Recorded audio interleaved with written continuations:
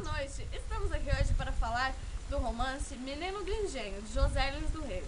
Ele é narrado em primeira pessoa e apresenta uma estrutura memorialista com 40 capítulos. Vamos ficar sabendo agora quais são os principais personagens dessa história.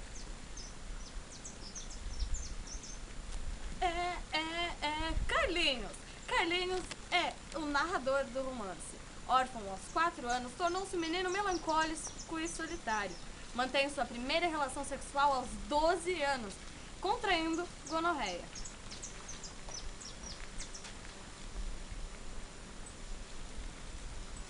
Coronel Zé Paulino. Coronel Zé Paulino é o todo-poderoso senhor do engenho, o patriarca da região. Era uma espécie de prefeito.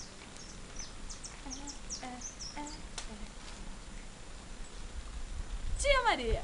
Tia Maria é como se fosse uma segunda mãe para Carlinhos. Ela era a irmã da mãe de Carlinhos, Clarice, que veio a falecer quando ele tinha apenas 4 anos. Ela era carinhosamente chamada de Maria Menina.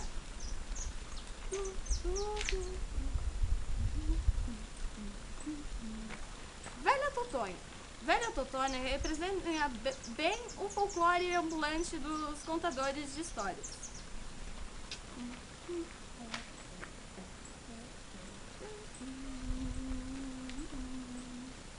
Antônio Silvino representa o cangaceiro, sempre temido e respeitado pelo povo, em virtude do senso de justiça. Compõe bem a paisagem nordestina da região.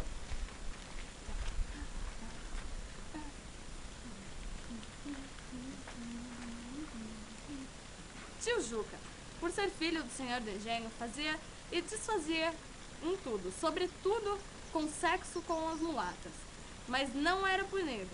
De certa forma, representava bem o papel de pai de Carlinhos.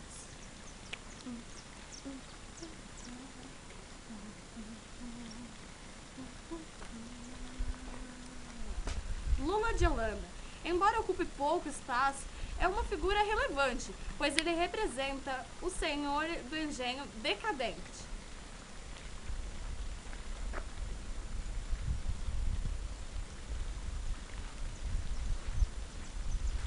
Sinhazinha, embora não fosse dona da casa, era cunhada do coronel.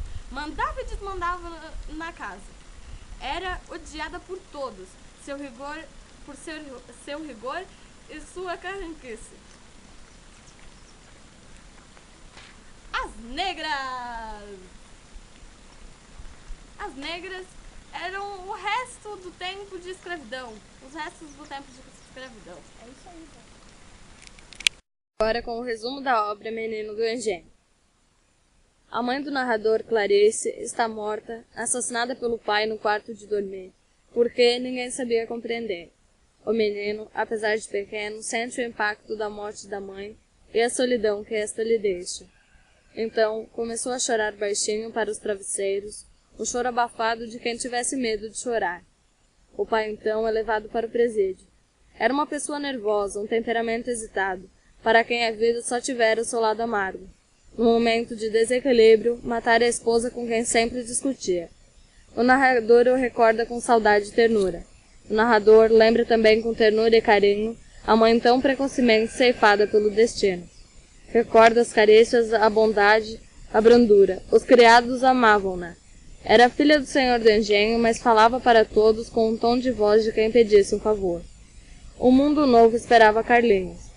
3 dias depois da tragédia, levaram-no para o engenho de seu avô materno. Ele ia ficar ali morando com ele, conduzido pelo tio Juca que viera buscá-lo. Encanta-se com tudo o que vê.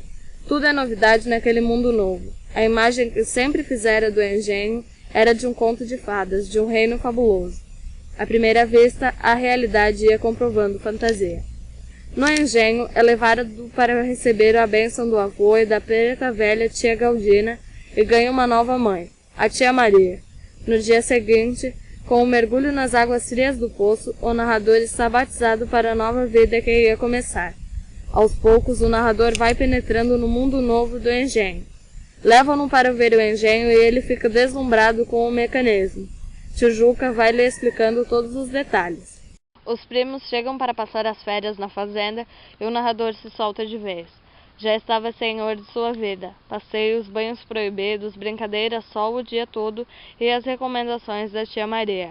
Ao lado da fada e boa terna que era a tia Maria, vivia no engenho uma velha de nome Sinhazinha, que tomava conta da casa de seu avô com um despotismo sem entranhas.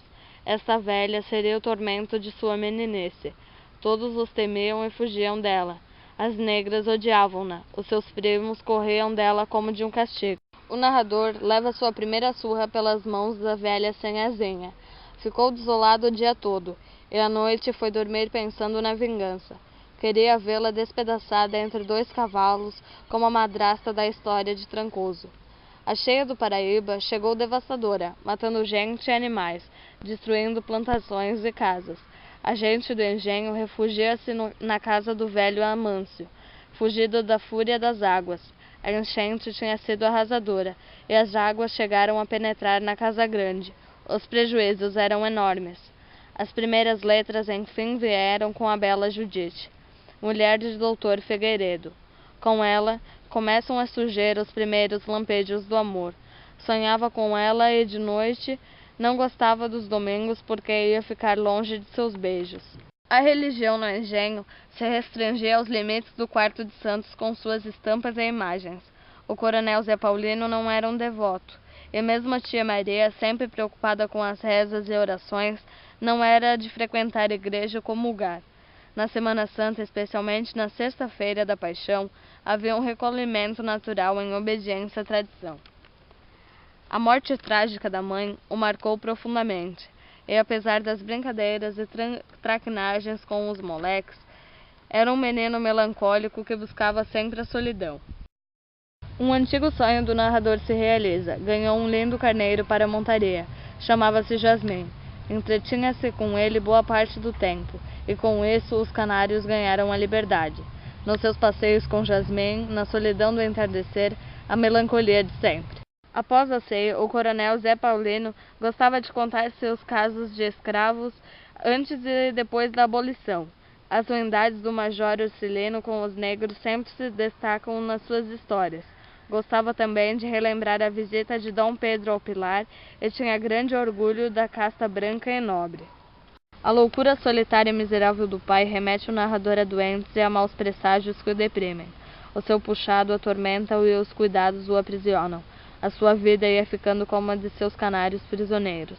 Por outro lado, a sexualidade precoce encontra na negra Luísa uma comparsa das suas depravações antecipadas. Só pensava nos seus retiros lúbricos com o seu anjo mau, nas masturbações gostosas com a negra Luísa. O casamento da tia Maria foi digno de opulência e grandeza do senhor do engenho de Santa Rosa. Atraiu gente de toda a redondeza e do Recife. É com tristeza que tudo é descrito pelo narrador, que perde a sua segunda mãe. Até mesmo Jasmim, o carneiro montaria, fora-se nessa, servindo de almoço e jantar, juntamente com os outros, aos inúmeros convidados. No mês que vem ele iria para o colégio.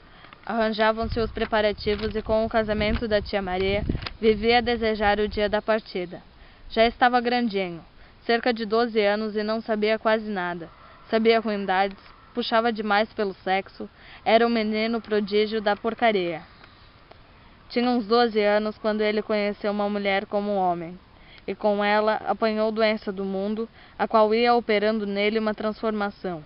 O menino de calça curta ia ficando na curva do tempo e dali, precocemente ia brotando um rapazinho de sexualidade exacerbada. Recorriam ao colégio como uma casa de correção. Enfim, chega a época de o depravado menino ir para o colégio. Uma outra vida ia começar para ele. Tudo ia ficando para trás com o trem em movimento.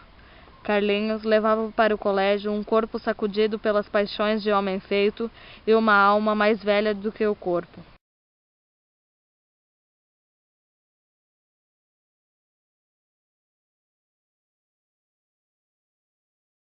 José do Rego, não. Menino do Gênio, de José Menino do Rego, é um romance narrado em primeira pessoa. Narrado em primeira pessoa. Apresenta uma estrutura memorialista.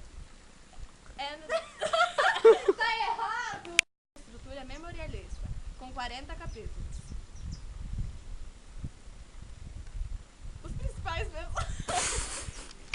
Não, tu tinha que falar aquele negócio. A história negócio? começa aos 4 anos e termina quando ele tem 12. Ah, tinha que falar isso? Claro, Andressa.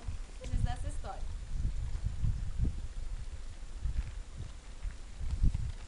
Carlinhos é o narrador do romance.